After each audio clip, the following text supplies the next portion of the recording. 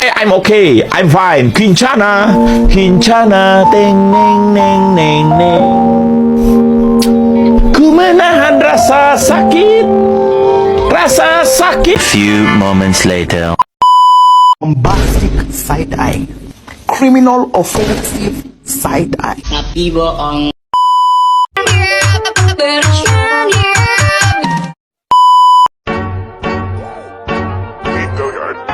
I got so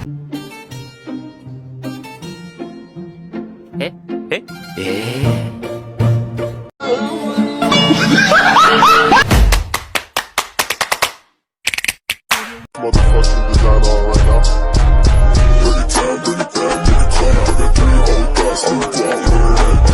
2,000 years later.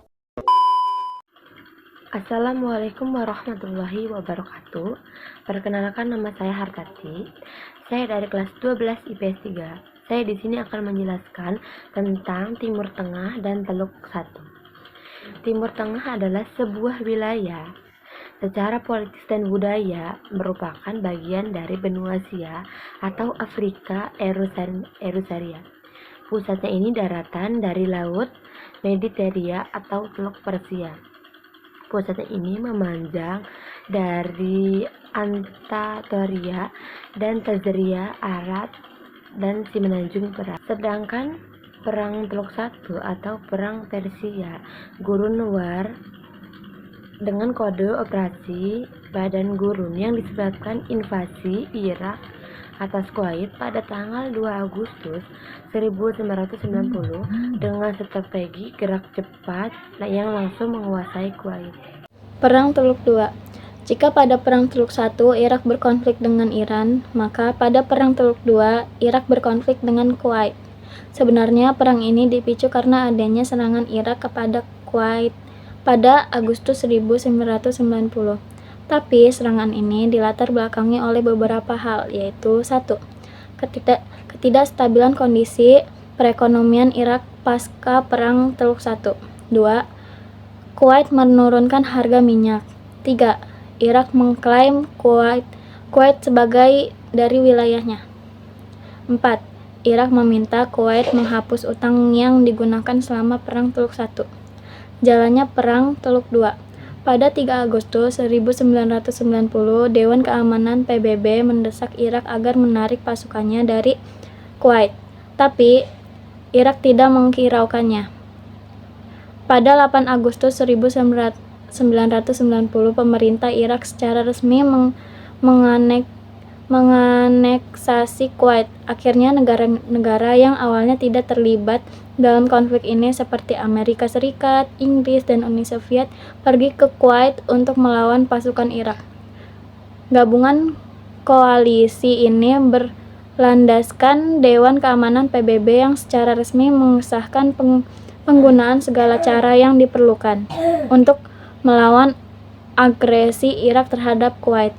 Saat itu, Dewan Keamanan PBB memberi batas kepada Irak agar menarik diri dari Kuwait maksimal pada 15 Januari 1991. Karena Irak tidak segera menarik diri dari Kuwait, akhirnya pada 17 Januari 1991 pasukan sekutu melancarkan serangan udara ke pasukan Irak. Serangan ini dikenal sebagai Operasi Badal Gurun. Dalam serangan ini, Irak berhasil dilemahkan. Tidak hanya sampai di situ saja. Setelah Irak dilemahkan melalui udara, Irak kembali mendapatkan serangan dari darat pada 24 Februari 1991. Akhirnya Perang Teluk II pada 28 Februari 1991, Presiden Amerika Serikat George W.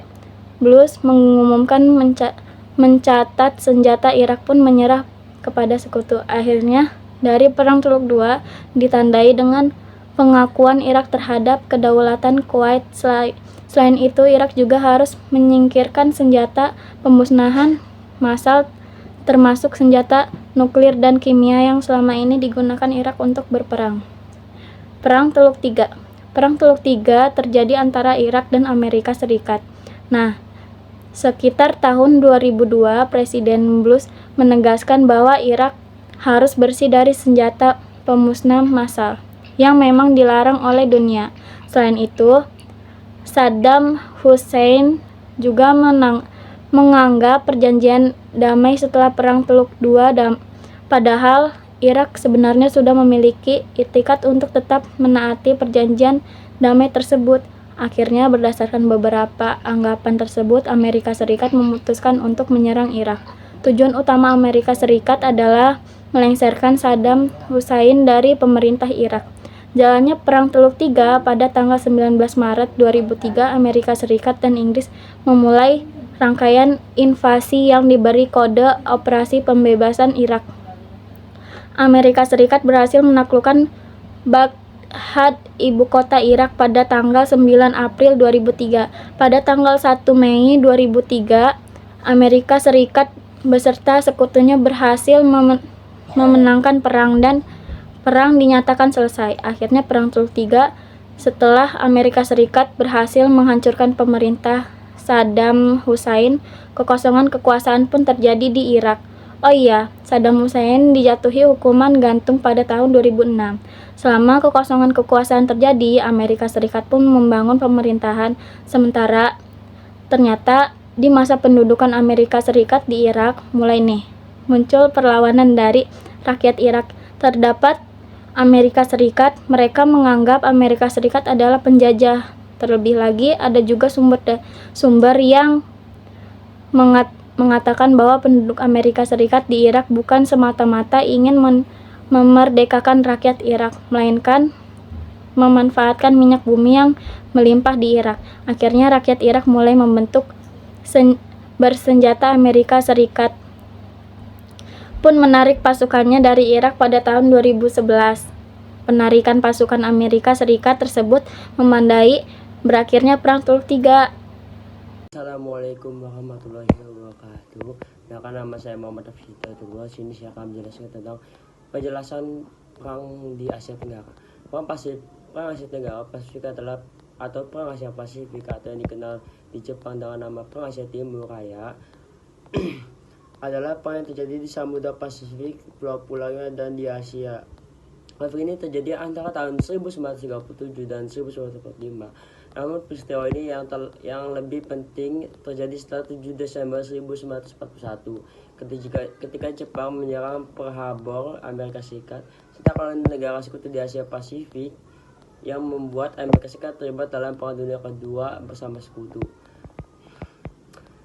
Perang Tiongkok-Jepang kedua, Kekaisaran Jepang dan Republik Tiongkok telah berlangsung sejak Juli 1937 dan pemusuhan sejak 19 September 1931. Karena Jepang melancarkan invasi ke Manchuria, namun ini lebih diterima secara luas bahwa Perang Pasifik itu sendiri dimulai pada 7-8 Desember 1941 ketika Jepang menginvasi Thailand dan menyerang koloni Britania di Malaya, Singapura, dan Hong Kong, serta serangan mendadak Jepang ke pangkalan militer dan angkatan laut Amerika Serikat di Pearl Harbor.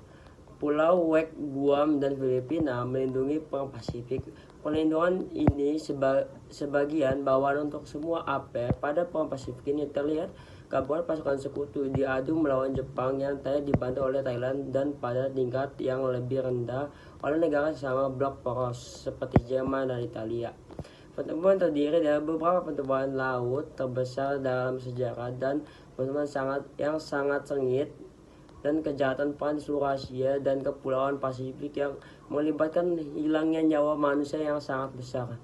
Perang terus memuncak dengan terjadinya serangan di udara di Jepang dan pengeboman atom di Hiroshima dan Nagasaki, disertai dengan pernyataan Perang Uni Soviet terhadap Jepang invasi Makinis dan wilayah lain. Pada September 1945, setelah perang Jepang kehilangan semua hak dan milik bekas milik di Asia dan Pasifik yang kedaulatannya terbatas pada 4 pulau utama dan pulau kecil lain sebagainya ditentukan oleh sekutu. Akibat Perang Pasifik berikut adalah akibat Perang Pasifik yang terjadi antara tahun 1937 sampai 1945. Pertama, kekalahan Jepang membuatnya kehilangan wilayah jajahannya seperti Manchuria, Korea, Asia Tenggara, dan daerah mandat di Kepulauan Pasifik yang diberikan pada akhir Perang Dunia Kedua. Yang kedua, beberapa negara yang selama dijajah oleh negara-negara Eropa berhasil memperoleh kemerdekaan seperti Indonesia. Hal ini bisa dikatakan tidak hanya Indonesia, namun juga biarlah kekuasaan kolonial Jepang atas orang kulit berwarna oleh orang kulit putih. Yang ketiga, Kaisar Jepang kehilangan statusnya sebagai dewa Amerika Serikat sebagai pemenang perang di Pasifik. Tidak ingin menjadi Hirohito, Kaisar Jepang itu ketika Meksika membuat daerah penyangga buffer untuk menahan arus pengaruh komunis karena Rusia sudah mencapai kawasan Timur Asia. Yang keempat, Jepang tidak diperbolehkan mempunyai angkatan perang kecuali pasukan pembela diri. Oke, sekian saya, kurang lebihnya mohon maaf. Wassalamualaikum warahmatullahi wabarakatuh. Assalamualaikum warahmatullahi wabarakatuh. Asia Timur adalah salah satu sebuah subwilayah Asia, luasnya sekitar 11.840.000 km atau 15% dari benua tersebut. Negara-negara yang terletak di Asia Timur adalah Tiongkok dengan ibu kota Beijing, 2 Hong Kong dengan ibu kota Hong Kong, 3 Makau dengan ibu kota Makau, 4 Taiwan dengan ibu kota Taipei, 5 Jepang dengan ibu kota Tokyo, 6 Korea Selatan dengan ibu kota Seoul, 7 Korea Utara dengan ibu kota Pyongyang, 8 Mongolia dengan ibu kota Ulaanbaatar. Lebih dari 1,5 miliar jiwa atau sekitar 40% seluruh penduduk Asia dan 1/4 penduduk dunia tinggal di Asia Timur. Wilayah ini merupakan salah satu wilayah terpadat di dunia. Kepadatan penduduk Asia Timur 230 per kilometer adalah 5 kali rata-rata dunia. Sejarah Asia Timur dan juga beberapa bagian Asia Tenggara banyak dipengaruhi oleh Tiongkok. Misalnya seluruh negara-negara Asia Timur menggunakan aksara Tionghoa pada beberapa waktu. Dalam sejarah mereka, daerah Tiongkok, Jepang, Mongolia, dan Korea memiliki sistem tulisan yang berhubungan dan bersama disebut CJK atau CJKV dengan pengecualian Mikronesia, Rusia, serta negara-negara Indochina. Assalamualaikum warahmatullahi wabarakatuh. Nama saya Gita Agustin dari kelas 12 IPS 3. Saya di sini akan menjelaskan tentang konflik Asia Selatan. Asia Selatan merupakan kawasan yang memiliki posisi strategis jika dilihat dari letak geografisnya. Wilayah Asia Selatan berbatasan dengan Arabia dan Laut Bengali, serta memiliki akses langsung ke Samudra Hindia. Konflik dan potensi konflik di Asia Selatan utamanya berasal dari hubungan bilateral kedua negara yang tidak harmonis, yang kemudian menyentuh kepentingan yang lebih besar sehingga menaik kekuatan-kekuatan di luar Asia Selatan. Faktor penyebab konfliknya yaitu latar belakang terjadinya perang antara India dan Pakistan berawal dari konflik politik, yaitu tentang perbuatan wilayah Kashmir. Konflik tersebut bermula pada tahun 1941, yaitu ketika Maharaja Hari Singh Hindu, pemimpin Jammu Kashmir, ragu untuk memilih India atau Pakistan sebagai penggabungan di wilayahnya. Rakyat yang mayoritas Muslim ingin bergabung dengan Pakistan. Akibatnya di Jammu Kashmir terjadi friksi besar antara Muslim Kashmir dan Hindu Jammu. Rakyat Kashmir melakukan protes didukung Pakistan yang berdampak terdesaknya posisi sang Maharaja. Maharaja meminta bantuan kepada Perdana Menteri India saat itu Jawahar Nehru. India bersedia membantu dengan syarat bahwa Kashmir bergabung dengan negaranya. Perebutan Kashmir menyebabkan India-Pakistan beberapa kali terlibat perang besar. Upaya penyelesaian konflik Kashmir dilakukan PBB dan SAARS. Sejak 20 Januari 1948, DKPBB membentuk United National Commission for India and Pakistan atau UNCIP. SAARS, organisasi regional Asia Selatan semacam ASEAN, setelah terbentuk berupaya sebagai mediator dalam konflik Kashmir, namun tidak ada titik terang penyelesaiannya. Sekian. Assalamualaikum warahmatullahi wabarakatuh. Konferensi Asia Afrika. Konferensi Tingkat Tinggi Asia Afrika disebut juga KTT atau KAA, kadang juga disebut Konferensi Bandung. Adalah sebuah konferensi antara negara-negara Asia dan Afrika yang kebanyakan baru saja memperoleh kemerdekaan. KAA diselenggarakan oleh negara Myanmar, Burma, Sri Lanka, Ceylon, India dan Pakistan, dikoordinasi oleh Menteri Luar Negeri Indonesia. Sebanyak 29 negara yang mewakili lebih dari setengah total penduduk dunia pada saat itu mengirimkan wilayahnya.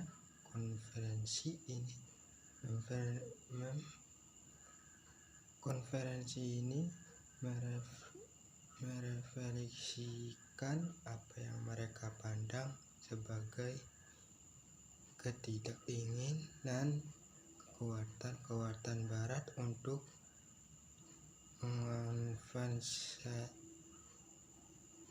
mengonsultasikan dengan mereka tentang keputusan yang memengaruhi Asia pada masa Perang Dingin.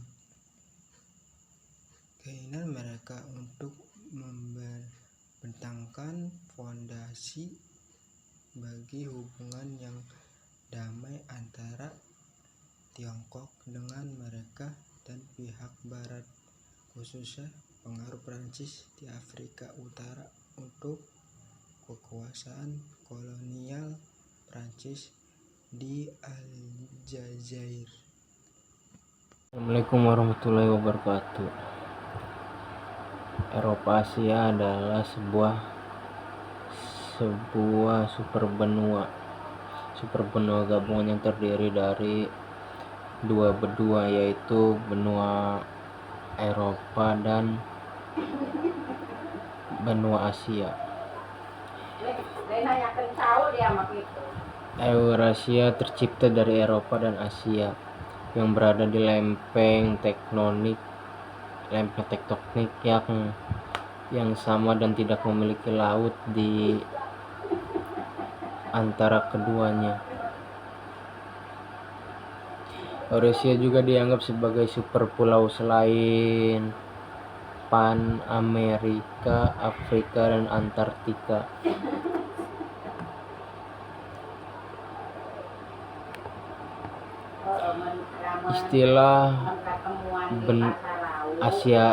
Istilah Asia Eropa diciptakan pada tahun 1844 oleh pemerintahan kolonial India sebagai kategori administrasi untuk menunjukkan individu dengan keturunan Hindia dan Eropa. Istilah Eurasia juga kadang digunakan untuk merujuk kepada wilayah yang pernah menjadi bagian Uni Soviet yang baru merdeka di Asia Tengah dan di Kaukasus dan termasuk Eropa. Dalam geografi yang memegang definisi yang lebih tepat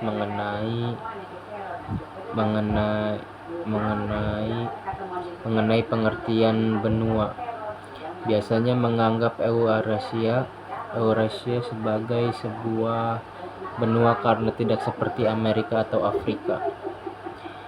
Eropa dan Asia tidak dipisahkan oleh lautan. Terima kasih. Assalamualaikum warahmatullahi wabarakatuh. Baiklah, saya akan menjelaskan tentang Asia Amerika. Asia Amerika adalah orang Amerika yang berasal Asia. Istilah tersebut menunjuk kepada kelompok fenitis yang meliputi beragam populasi yang memiliki asal muasal turun dari Asia Timur, Asia Tenggara atau Asia Selatan, sesuai dengan yang didefinisikan Biro Sensus AS, yang meliputi orang-orang yang disebut ASEAN pada bagian ras dari sensus tersebut atau entry laporan lainnya seperti India, Tionghoa, Filipina, Korea, Jepang, Vietnam, dan Asia lainnya. Asia Amerika dengan tanpa keturunan lainnya meliputi 48% dari populasi AS, sementara orang-orang yang merupakan Asia sendiri atau pelestarian dengan setidaknya satu ras lainnya meliputi 58%.